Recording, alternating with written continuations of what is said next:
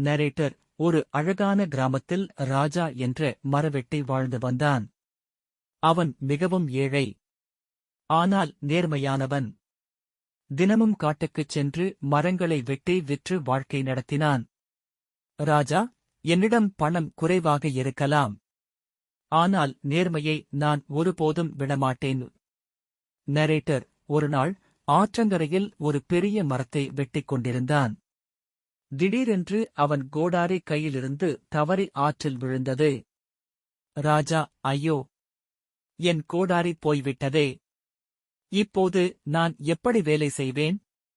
Narrator. அவன் மிகவும் கவலையுடன் ஆற்றங்கரையில் அமர்ந்தான். அப்போது ஆற்றிலிருந்து ஒரு தேவதை தோன்றினாள். தேவதை, மரவெட்டியே, ஏன் கவலையாக இருக்கிறாய்? ராஜா, என் கோடாரி ஆற்றில் விழுந்துவிட்டது.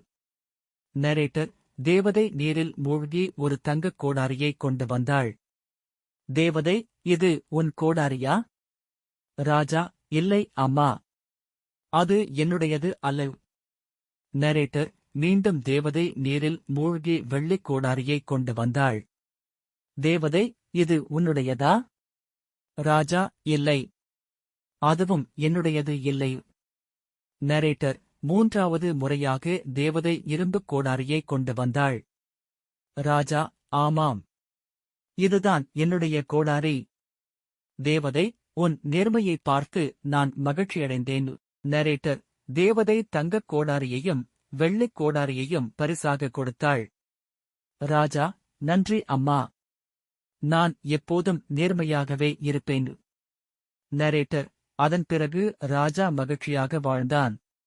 நீதி, நேர்மை எப்போதும் வெற்றியையும் மதிப்பையும் தரும்.